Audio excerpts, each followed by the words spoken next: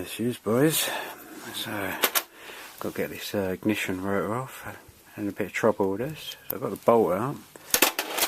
Been trying to put these pullers on it, but I just can't get it in now. I've even tried grinding one of the parts off. So I've just been down there, Waltham Cross Motorcycles. Got this handy dandy little doodad.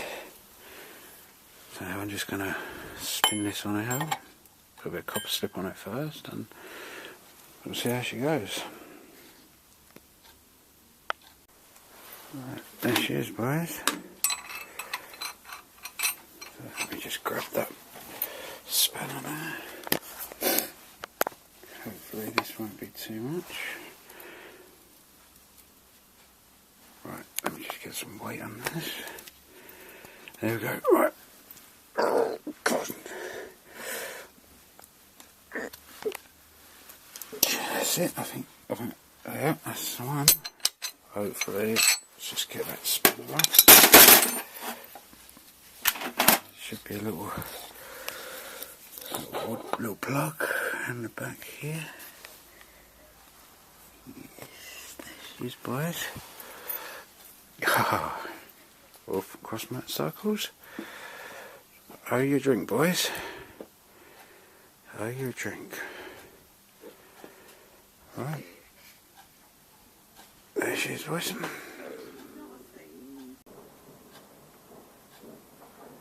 There she is, boys. So I've got the rotor off now. Rotor's off the engine. It's all tucked away now. Gave it a little clean up, not too much. So I've just taken off all the catch pot, all the gearbox catch pot, and just starting to clear all the wiring up. Just cleaning around, moving up some stuff. So I'm just looking here about moving the fuel pump. So I just want to put a plate on top of here so that the bolts aren't so the minute the bolts are underneath. If it ever did run aground or ground out, it'd hit those bolts and probably rip the fuel pump out. So I just want to put another platform on the top here, raise it back and then bring the fuel filter down a bit, tidy that all up. But there she is, boys. Just playing around with the door.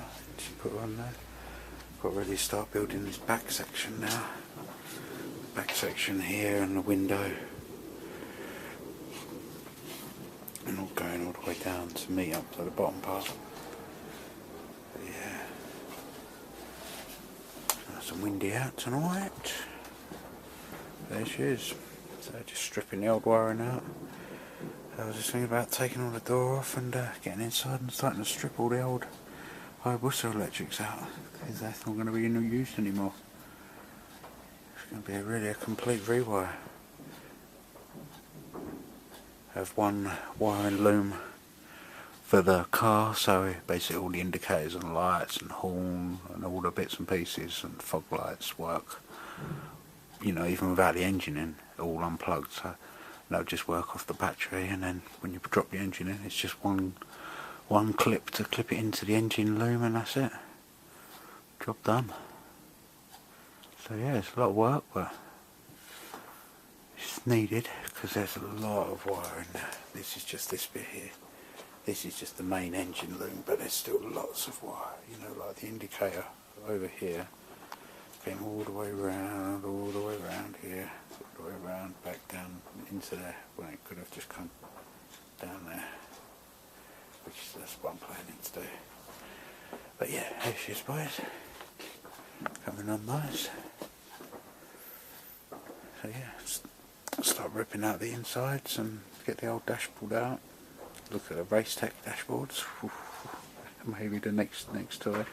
Maybe, because I need a dashboard, you know, like a compliant dashboard. So that looks like the one, boys.